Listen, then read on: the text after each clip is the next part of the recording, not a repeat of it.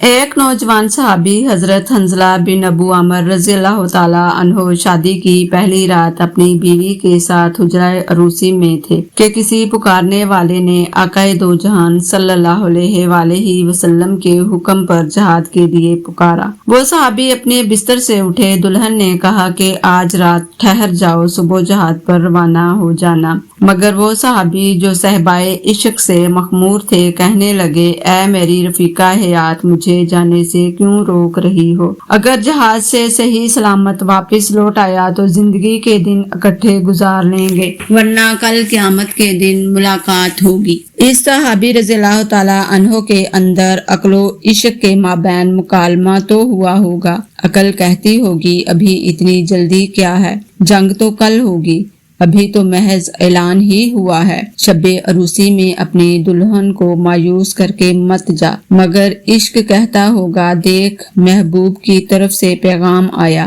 جس میں ایک لمحہ کی تاخیر بھی روا نہیں۔ چنانچہ آپ رضی اللہ تعالیٰ عنہ اسی جذبہ حب رسول صلی اللہ علیہ وآلہ وسلم کے ساتھ جہاد میں شریک ہوئے اور مرتبہ شہادت پر فائز ہوئے۔ اللہ رب العزت کے فرشتوں نے انہیں غسل دیا اور وہ غسیل الملائکہ کے لقب سے ملقب ہوئے۔ حضرت قتادہ سے روایت ہے کہ جب جنگ کے بعد رسول اکرم صلی اللہ علیہ وآلہ وسلم نے ملائکہ کو انہیں غسل دیتے ہوئے ملاحظہ فرمایا تو آپ صلی اللہ علیہ وآلہ وسلم صحابہ کرام رضوان اللہ اجمعین سے مخاطب ہوئے، ترجمہ: تمہارے ساتھی حنظلہ کو فرشتوں نے غسل دیا، ان کے اہل خانہ سے پوچھو کہ ایسی کیا بات ہے جس کی وجہ سے فرشتے اسے غسل دے رہے ہیں۔ ان کی اہلیہ محترمہ سے پوچھا گیا تو انہوں نے بتایا کہ حضرت حنظلہ رضی اللہ تعالیٰ عنہ جنگ کی پکار پر حالت جنابت میں گھر سے روانہ ہوئے تھے۔ پس رسول اللہ صلی اللہ علیہ وآلہ وسلم نے فرمایا یہی وجہ ہے کہ فرشتوں نے اسے غسل دیا اور اللہ تعالیٰ کے ہاں اس کے مقام و مرتبے کے لیے یہی کافی ہے۔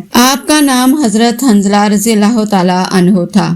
ان کا تعلق قبیلہ خزرج سے تھا۔ حضور صلی اللہ علیہ وآلہ وسلم کے سچے فداکار اور مخلص مومن تھے۔